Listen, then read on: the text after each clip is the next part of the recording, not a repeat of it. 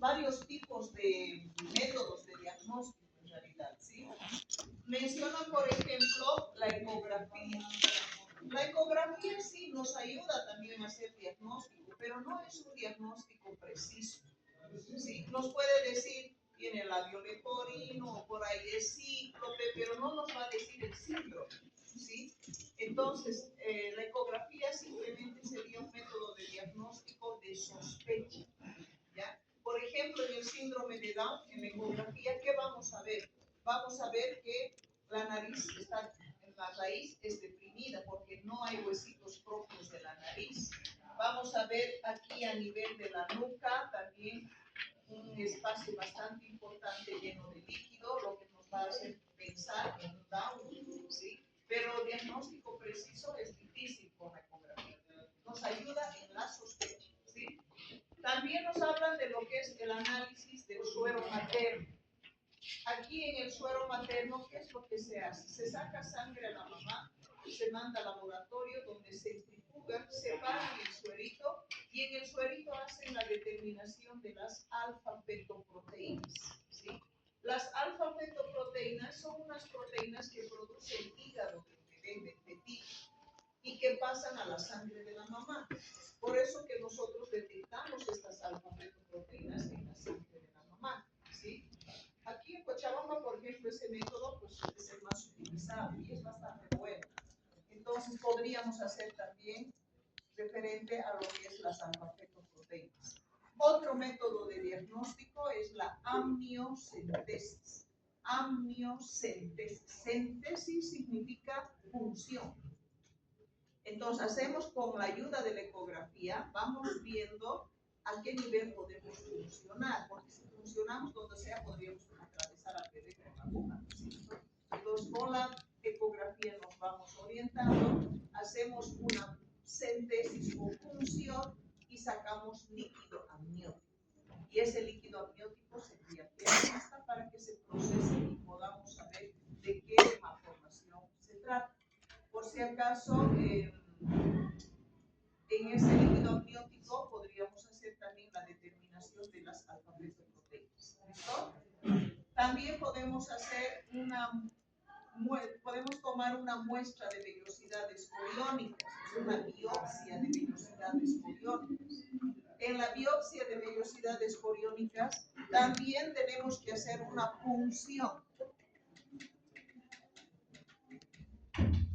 También guiados por la ecografía hacemos la punción y sacamos más o menos entre 5 a 30 gramitos de placenta y eso enviamos para el estudio.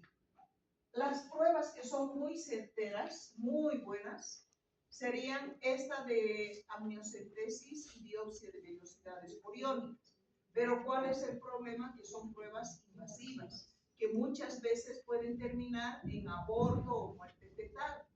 Entonces, prácticamente estas, si bien son muy buenas, pero las dejamos para situaciones muy especiales donde realmente no te queda otra opción que tener que hacer alguna de esas dos pruebas, ¿sí?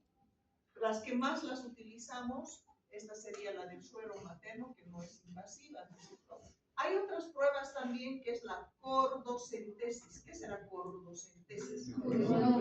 Es una función en el cordón umbilical, se saca sangre directamente del cordón umbilical y se envía eso al genetista. Es una prueba muy, muy buena, pero también es invasiva porque tenemos que funcionar el abdomen de la mamá, ubicar el cordón umbilical y sacar la sangre, ¿sí?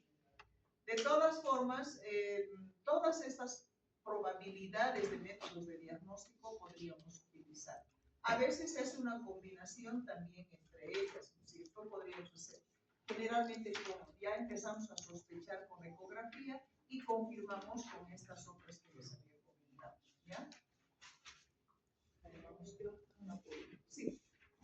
En la ecografía, a ver, hemos dicho que la ecografía para malformaciones congénitas es solamente, digamos, un diagnóstico de sospecha. La ecografía, más que todo, nos va a poder servir para ver el saco coriónico y su contenido, ¿no? Ver si está completito, si hay placenta, hay líquido amniótico, hay el saco embrionario, si está el embrión, todo eso nos va a permitir ver la ecografía. Nos va a permitir ver también el tamaño de la placenta, del feto. Los últimos equipos de ecografía que han salido recientemente incluso te permiten calcular el peso, la cantidad de líquido amniótico. Entonces es más fácil incluso calcular la edad gestacional del feto, ¿sí? También nos va a permitir ver la ecografía si no hay embarazos múltiples. Puede también permitirnos ver si la estructura de la placenta es correcta, si no hay alguna anormalidad a nivel de la placenta. Nos permite también ver en qué posición se encuentra el feto, ¿sí? También nos va a permitir ver si los embarazos son patológicos o tienen algún problema del bebé, ¿sí?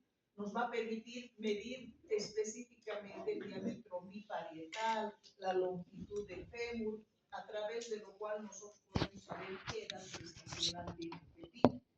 Y también nos va a poder ayudar la ecografía para hacer, ya les he dicho hace un rato, la amniocentesis, biopsia de vellosidades coriónicas o cualquier otro estudio que vaya a requerir.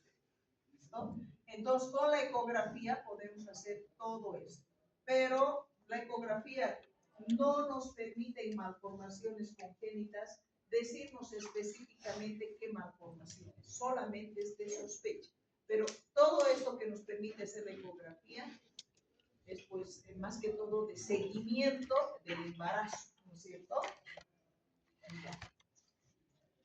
Hablemos de la amniocentesis. Ya les había dicho, miren aquí en la imagen, con la ayuda de la ecografía, estamos más o menos viendo dónde vamos a funcionar, se hace la punción y se obtiene líquido amniótico. Aquí hay un dato bien importante, ¿sí? Como es un procedimiento invasivo y de riesgo, nunca se debe hacer la amniocentesis antes de las 15 semanas. De las 15 semanas para adelante, ¿sí? ¿Por qué? Porque habitualmente necesitamos sacar líquido amniótico más o menos entre 20 a 30 mililitros. Exacto. Si ustedes realizan antes de las 15 semanas, podrían hasta dejar sin líquido amniótico al bebé, ¿no es cierto? Entonces, siempre hacer la amniocentesis a partir de las 15 semanas de gestación.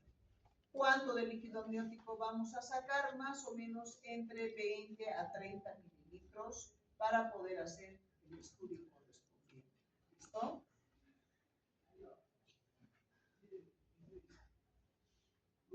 También vamos a hacer una biopsia de vellosidades coriónicas, que les dije que consiste también con la ayuda de la ecografía, hacer una punción y sacar más o menos entre 5 a 30 gramitos de placenta.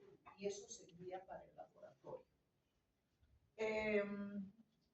La biopsia en realidad también es un método muy certero, muy bueno, pero el problema es de que podríamos tener también aborto o incluso la muerte del bebé se podría ocurrir.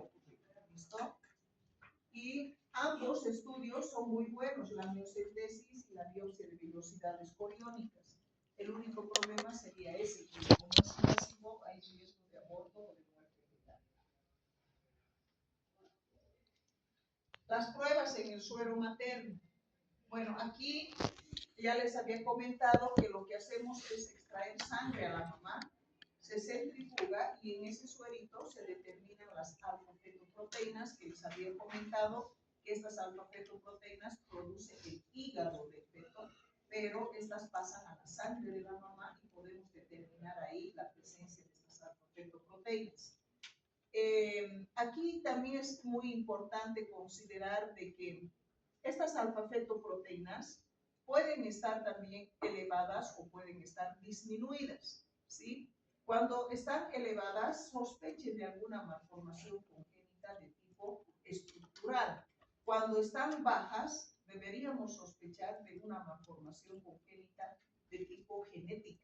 O sea, cualquier síndrome genético podría tener el bebé. Ese dato también es importante. También tenemos otro tipo de estudios que podríamos realizar, ¿no? Esto a partir de las células fetales y el ADN, pero a través de la sangre materna. También podríamos hacer la determinación del FISH, que es más o menos como un cariotipo, pero la diferencia es que este es mucho mejor que el cariotipo común que utilizábamos. Este FISH es un estudio reciente que ha aparecido y donde nos permite utilizar una especie de colorante donde te pinta de colores cada segmento del cromosoma y te permite ver qué segmentito de ese cromosoma es el que está fallado, ¿sí? ¿Dónde está la falla? En cambio, con el cariotipo común es blanco y negro, o sea, no tiene esa capacidad, digamos. Solo ves si tiene 3 cromosomas o hay uno solo, o por ahí se fracturó un brazo del cromosoma, solo eso podemos ver. En cambio, con este FISH podemos ver más específicamente qué cromosoma exactamente es el que está alterado. ¿Sí? Entonces se pinta de colores y podemos observar específicamente a qué genes se está afectando todo. ¿Sí? Es mucho más sofisticado y hoy en día se está utilizando esto. También la PCR es otro estudio que se está utilizando bastante. Todos estos nos van a ayudar entonces a determinar cualquier tipo de malformación congénita, ¿ya? Ahora, hasta ahí, ¿con qué podemos hacer diagnóstico? Hemos dicho que podemos diagnosticar las malformaciones